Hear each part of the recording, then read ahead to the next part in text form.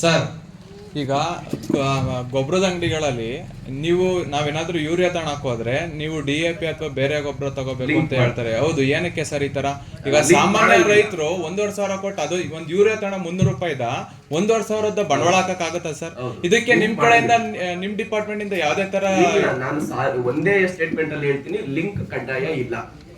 ಅವರಿಗಾದ್ರೂ ಈಗ ಬರ್ತಿರಾ ಅಂತದ್ದು ಪ್ರಾಕ್ಟಿಕಲ್ ಸಮಸ್ಯೆ ಹೇಳ್ಬಿಡ್ತೀನಿ, ವಾಸ್ತವ ಹೇಳ್ತೀನಿ ನಾನು. ಇದನ್ನ ಮತ್ತೆ ನೀವು ಇಲಾಖೆ ಅಧಿಕಾರಿಯಾಗಿ ನೀವೇ ಹೇಳ್ಬಿಟ್ರಲ್ಲ ಅಂತ ತಗೋಬೇಡಿ ದಯಮಾಡಿ. ನಾನು ಹೇಳೋದು, ಯೂರಿಯಾಕ್ಕೆ ಒಂದು ಟೈಮ್ ಅಲ್ಲಿ ತುಂಬಾ ಬೇಡಿಕೆ ಬಂದ್ಬಿಡುತ್ತೆ. ಯಾವಾಗ ಅಂತ ಹೇಳಿದ್ರೆ ಆಕ್ಚುಲಿ ಈ ವರ್ಷ ಕಡಿಮೆ, ಹಂಗ್ ನೋಡ್ಕೊಂಡ್ರೆ ಹೋದ್ ವರ್ಷ ಕಂಟಿನ್ಯೂಸ್ ಆಗಿ ಮಳೆ ಹಿಡಿದ್ಬಿಡುತ್ತೆ. ಸೊ ಮಳೆ ಹಿಡಿದಾಗ ಏನಾಗುತ್ತೆ, ಬೇರೆ ಯಾವ ಗೊಬ್ಬರನೂ ಮುಟ್ಟಲ್ಲ, ನಮ್ಗೆ ಯೂರಿಯಾನೇ ಬೇಕು ಅಂತ ಕೇಳ್ತಾರೆ. ಯೂರಿಯಾ ಒಂದು ಟೈಮ್ ಅಲ್ಲಿ ಯಥೇಚ್ಛವಾಗಿ ಬೇಡಿಕೆ ಬಂದಾಗ ಏನಾಗುತ್ತೆ, ಸರಬರಾಜು ಕಡಿಮೆ ಇರುತ್ತೆ.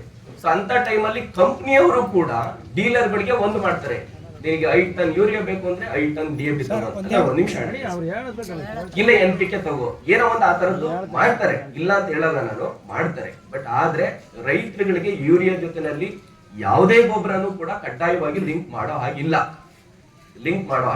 ಯಾರೇ ನೀವು ನಿಮ್ ಕಡೆಯಿಂದ ಫೋನ್ ಬಂದು ಮತ್ತೊಂದು ಏನೇ ಆದ್ರೂ, ಯಾರೇ ಡೀಲರ್ ಆದ್ರೂ ಕಡ್ಡಾಯ ಮಾಡಂಗಿಲ್ಲ ಅನ್ನೋದೇ ನಮ್ಮ ನಿರ್ದೇಶನ.